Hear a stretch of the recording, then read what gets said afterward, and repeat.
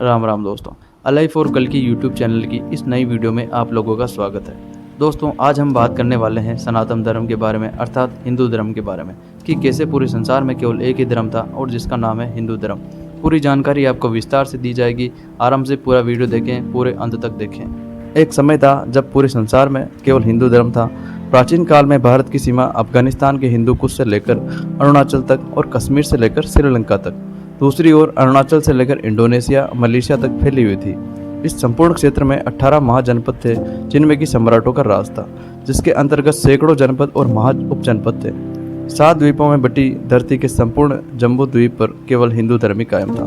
दोस्तों, यह बातें भी मैंने अपने मन से नहीं कही है। ये श्लोक स्क्रीन पे आपके सामने है, इसमें ये सारी बातें बताई गई है और इसी की व्याख्या मैंने आपके सामने की है। इतना ही नहीं दोस्तों, मेक्सिको, अमेरिका, रूस, कजाकिस्तान, किर्गिस्तान, तुर्की, सीरिया, इराक, स्पेन, इंडोनेशिया, चीन आदि सभी जगह पर हिंदू धर्म से जुड़े साक्ष्य पाए गए हैं। विद्वानों के अनुसार तो अरब की यजीदी, स्बाइन, सबा, कुरैश आदि कई जातियों का प्राचीन धर्म भी हिंदू धर्म ही था। मेक्सिको में भी एक खुदाई के दौरान गणेश जी की और लक्ष्मी जी की प्राचीन मूर्तियां पाई गई थी। इतना नहीं दोस्तों, मेक्सिको शब्द भी संस्कृत के मक्सिका शब्द से ही आता है और मेक्सिको में से हजारों प्रमाण मिलते हैं, जिससे यह सिद्ध होता है कि पूरे विश्व में पहले सनातन धर्म ही था। दूसरी ओर स्पेन में भी हजारों वर्ष पुराना एक मंदिर है, जिस पर भगवान विष्णु की प्रतिमा अंकित की गई है। इसके बाद अब जानते हैं कि किस किस देश में कौन कौन से साक्ष्य मिले, जिससे यह स्पष्ट होता है कि पूरे संसार में केवल एक ही धर्म था और जिसका नाम है हिंदू धर्म। दोस्तों, यह वीडियो पूरा जरूर देखें और अगर यह देखने के बाद आपको लगे कि सनातन फिर से पूरे संसार में होगा तो इसे शेयर करके अपनी भूमिका प्रदान करें। साथ ही दोस्तों, इस चैनल पर आने वाले भविष्य से जुड़ी हुई कई सारी भविष्यवाणियां बताई गई है, वो भी सबूतों के साथ, तो कृपया उसे जरूर देखें क्योंकि वह आपके जीवन के लिए बहुत महत्वपूर्ण है। चलिए अब इस वीडियो में आगे बढ़ते हैं।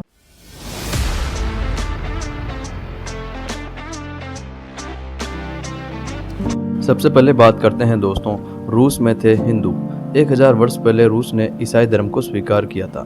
माना जाता है कि इससे पहले यहाँ असंगठित रूप से हिंदू धर्म ही प्रचलित था और उससे भी पहले संगठित रूप से वैदिक पद्धति के आधार पर हिंदू धर्म ही था।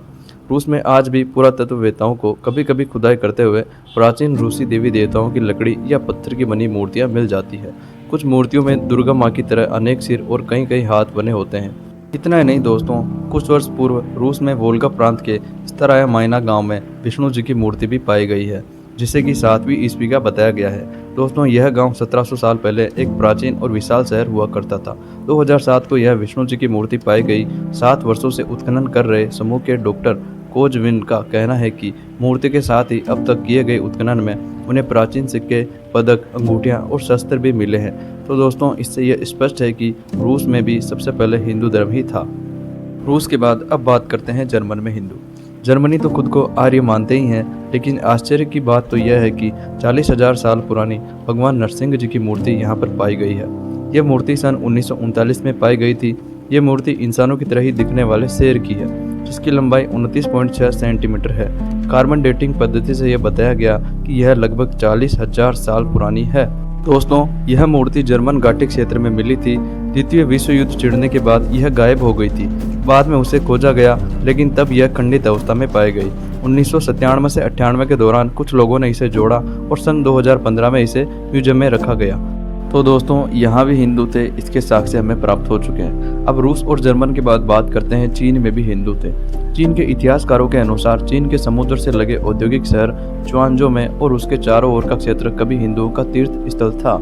वहाँ 1000 वर्ष पूर्व के निर्मित हिंदू मंदिरों के खंडहर पाए जाते हैं। इसका सबूत चीन के समुद्री संग्रहालय में रखी प्राचीन मूर्तियां हैं। मात्र 500 से 700 ईसा पूर्व ही चीन को महाचीन और प्राग्ञ ज्योतिष कहा जाता था, लेकिन इसके पहले आर्य काल में यह संपूर्ण क्षेत्र हरिवर्ष, भद्रास्त्र और किंग पुरुष नाम से प्रसिद्ध था। तो दोस्तों, इस प्रकार से चीन में भी हिंदू थे, इसमें कोई शक नहीं है दोस्तों। रूस, जर्मन, चीन के बाद अब बात करते हैं कि मलेशिया में भी हिंदू धर्म ही था।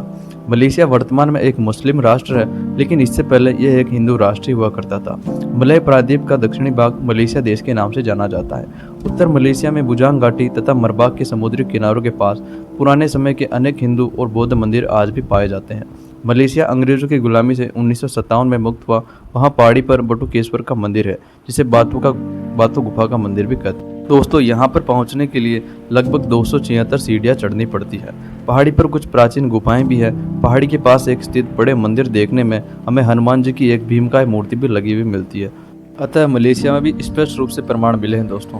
अब जानते हैं कि सिंगापुर में क्या क्या प्रमाण मिले हैं। सिंगापुर एक छोटा सा राष्ट्र है। 14वीं सदी तक सिंगापुर टेमासेक नाम से जाना जाता था।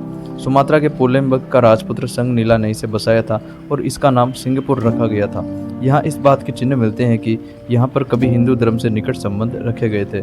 1930 तक तो उनकी भाषा में संस्कृत भाषा के शब्द भी पाए जाते थे।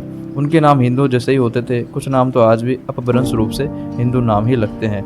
तो दोस्तों सिंगापुर में भी कई सारी ऐसी घटनाएं हैं या फिर ऐसी कई सारी प्राचीन परंपराएं हैं जो कि हिंदू धर्म से जुड़ी हुई है। अब दोस्तों बात करते हैं अगले देश की। इसके बाद दोस्तों अहम जानकारी कि अमेरिका में भी हिंदू धर्म ही था। शोधकर्ता कहते हैं कि आज से 9 लाख वर्ष पूर्व एक ऐसी विलक्षण वानर जाति भारतवर्ष में विद्यमान थी जो कि लुप्त हो गई है। इस जाति का नाम था कपि। वानरों के साम्राज्य की राजधानी किष्किंधा थी। सुग्रीव और बाली इस साम्राज्य के राजा थे। भारत के बाहर वानर साम्राज्य अमेरिका में भी था। सेंट्रल अमेरिका के मॉस्किटिए में शोधकर्ता चार्ल्स ने एक ऐसी जगह की खोज की जिसका नाम उन्होंने रखा ला सिउदाद ब्लैंका, जिसका स्पेनिश मतलब होता है व्हाइट सिटी। तो दोस्तों सबसे हैरान करने वाली जानकारी है कि वहाँ पर स्थानीय लोग बंदरों की मूर्तियों की पूजा करते हैं। इसके बाद दोस्तों चार्ल्स का तो यह भी मानना था कि यह वही खोई हुई जगह है जहाँ पर कभी श्री हनुमान जी का साम्राज्य हुआ करता था। इसके बाद एक अमेरिकन एडवेंचर जिनका नाम लिम्बर्ग है, उन्होंने खोज के आधार पर गुम हो चुके की तलाश में निकलने का निश्चय किया। 1940 में उन्हें एक सफलता मिली। उसके बारे में मीडिया को बताने से एक दिन पहले ही उनकी कार दुर्घटना में मौत हो गई। दोस्तों यह एक राज ही बनकर रह गया। अमेरिका की माया सभ्यता के अवशेष भी हिंदू धर्म से जुड़े हुए मिलते हैं। तो दोस्तों इसके बाद भी काफ़ी सारी जानकारी है जो आपको आगे मिलने वाली है। अगर आपको यह जानकारी पसंद आ रही है तो चैनल को सब्सक्राइब कर लें और हमारे साथ जुड़े रहें। और दोस्तों अमेरिकन महाद्वीप के बोलिविया जो कि वर्तमान में पेरू और चिली है में हिंदुओं ने प्राचीन काल में अपनी बस्तियां बनाई थी और कृषि का विकास भी किया था। यहाँ की प्राचीन मंदिरों के द्वार पर विरोचन, सूर्य द्वार, चंद्र द्वार, नाग आदि सब कुछ हिंदू धर्म के समान ही लगा हुआ है। और खास बात तो यह है दोस्तों कि अमेरिकन की 45वीं मिलिट्री इन्फेंट्री डिवीजन का चिन्ह एक पीले रंग का स्वास्तिक था। अब भला इसका क्या मतलब हो सकता है? दोस्तों नाजियों की घटना के बाद इसे हटाकर उन्होंने गरुड़ का चिन्ह अपनाया था। तो दोस्तों इन सभी प्रमाणों से यह साफ हो रहा है कि हिंदू धर्म अमेरिका में भी था। दोस्तों वैसे तो ये पूरे विश्व में था, लेकिन धीरे धीरे अब आपको मैं अलग अलग देशों के साथ बता रहा हूँ। अब जानते हैं अगले देश के बारे में। अमेरिका के बाद अब जानते हैं इंडोनेशिया में भी हिंदू धर्म ही था। इंडोनेशिया कभी हिंदू राष्ट्र हुआ करता था, लेकिन इस्लामिक उत्थान के बाद यह राष्ट्र आज मुस्लिम राष्ट्र है। इंडोनेशिया का एक द्वीप है बाली, जहाँ के लोग अभी भी हिंदू धर्म का पालन करते हैं। इंडोनेशिया के द्वीप बाली पर हिंदुओं के कई प्राचीन मंदिर हैं, जहाँ एक गुफा मंदिर भी है। इस गुफा मंदिर को गोवा गजा गुफा और एलिफेंटा की गुफा भी कहा जाता है। 19 अक्टूबर 1995 को इसे विश्व धरोहर में शामिल किया गया है। यह गुफा भगवान शंकर को समर्पित है। यहाँ पर 3 शिवलिंग बने हुए हैं। देश विदेश से कई पर्यटक इन्हें देखने आते हैं। तो दोस्तों यह प्रमाण काफ़ी है जिससे हमें पता चलता है कि इंडोनेशिया में भी हिंदू धर्म ही हुआ करता था। अब दोस्तों जानते हैं कि थाईलैंड में भी हिंदू धर्म ही था। थाईलैंड एक बौद्ध राष्ट्र है। यहाँ पर प्राचीन काल में हिंदू और बौद्ध दोनों ही धर्म और संस्कृति का एक साथ प्रचलन था, लेकिन अब हिंदू नगण्य हैं। खैरात के दक्षिण पूर्व में कंबोडिया की सीमा के पास उत्तर में लगभग 40 किलोमीटर की दूरी पर यूरीराम प्रांत में प्रशांत फनाम रंग नामक सुंदर मंदिर है।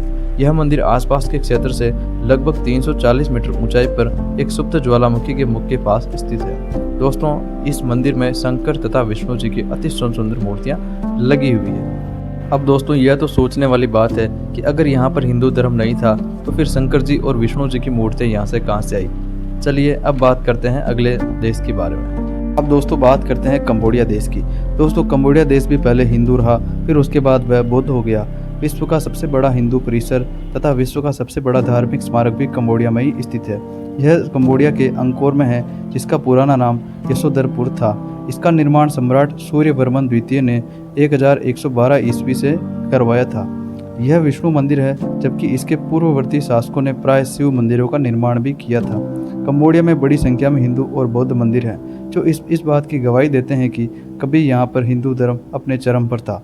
माना जाता है कि प्रथम शताब्दी में कौंडिन्य नामक एक ब्राह्मण ने हिंद चीन में हिंदू राज्य की स्थापना की थी। दोस्तों इन्हीं के नाम पर आगे चलकर कंबोडिया देश नाम हुआ।